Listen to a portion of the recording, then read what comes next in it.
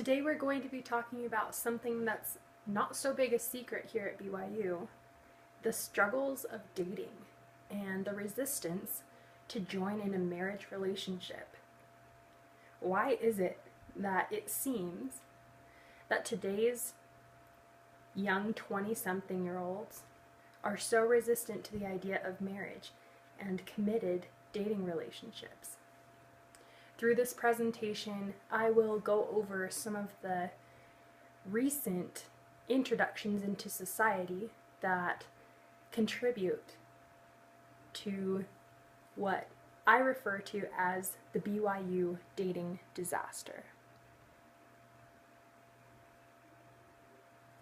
The BYU dating disaster. The purpose of this presentation is to see whether or not there is a dating famine at BYU and what we can do about it.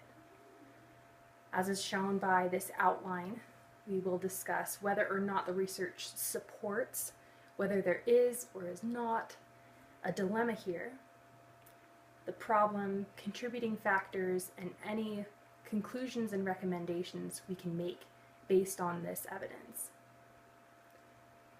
How many of us have heard this complaint from the female students at BYU? Is there any validity to it? 10-year census data from 1940 to today gives us the percentage of never married adults under the age of 30, or over the age of 30, excuse me. In 1950, roughly 92% of all 30-year-olds were married. Since that time, the average percent of unmarrieds has dropped by 12%, making 4 out of 5 people over 30 unmarried. This significant drop in marriage rates affects dating culture, which means dating is becoming more difficult for today's BYU co-eds. The reality is, men and women are finding it increasingly difficult or even undesirable to get married.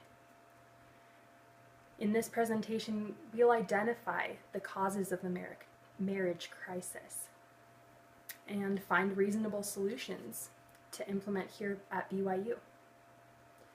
The first of these contributing factors that have been introduced in the last 50 years is technology. The age of technology has brought with it a slew of addictions, from video games to social media to pornography. And our prophet and apostles have told us time and time again that these technological addictions can result in social isolation, lack of social skills, distortion of reality, lack of empathy, distance from the spirit, increased violence, among others. And not to mention a decrease in marriage rates. These traits make it increasingly difficult to foster healthy, sustainable relationships. It's a roadblock that we can't ignore that has been increased since those 1940s. The National Bureau of Economic Marriage Research Study released an observational study which cross-referenced married couples' level of education respective to gender. So in this chart we see the husband's education level crossed with the wife's education level. We can see that the trends indicate that educated women are less likely to marry men with a lower education status than they have. We can see that distinctly at the doctorate level, where men are 34 times as likely to marry someone with a lesser degree than women. This education disparity increases as a trend over the last 50 years, making that marriage compatibility decrease. Similar to the education gap is the gender gap. Research done by the Pew Research Center shows that a male-dominant ratio in the dating pool fosters monogamy, traditional values, and respect for women, whereas a female-dominant ratio is prone to issues of promiscuity and infidelity.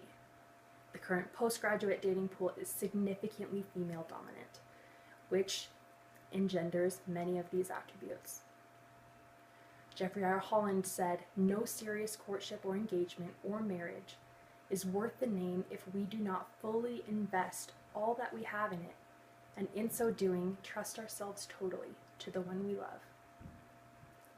Due to the increasing rates of divorce and infidelity, young adults find it harder to commit trust and love, burdening those committed relationships. Adult children of divorced parents have increased expectations of failure, fear of loss, change, and conflict. And as Judith Wallerstein stated as a result of her research, that the children of divorced parents give up hastily, avoid relationships altogether, as those pains and struggles from their childhood move center stage.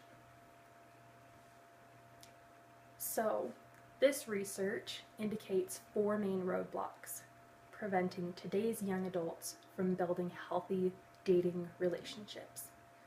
The first is technology-based addictions, the second being the gender gap, the education gap, the gender gap, and fourth, the increasing rates of infidelity and divorce, engendering commitment issues in young adults.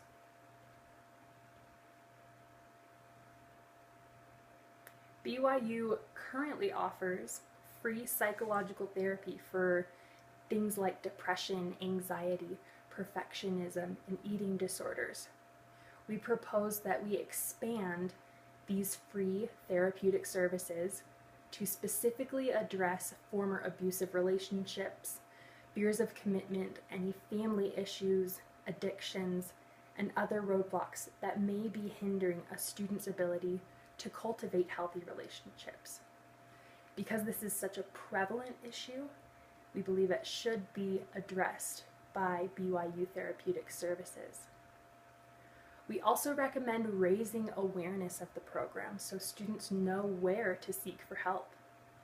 Relationship therapy would provide students with the tools they need to break down the barriers, preventing them from forming healthy relationships. Students would have the ability to rise above addictions and conquer their childhood insecurities about abandonment and other loss from divorce and infidelity of their parents' relationships. Our second recommendation is to promote male education to decrease the gender gap and the education disparity. To do this, we recommend investing in an extended internship program that would apply to male-dominated fields such as business management, engineering, and exercise science, where these men would be able to opt for a work-study program. Rather than invest in an education, many male students are enticed to follow the money, follow a job that will pay them well enough to support themselves and live comfortably while their education suffers. So implementing these 2 policies alone will improve the gender ratio and education gap, as well as provide psychological relief for those who have experienced the negative effects of technology-based addictions and divorce. As dating culture improves, we have the ability to give these students a chance to build healthy and sustainable relationships. Thank you.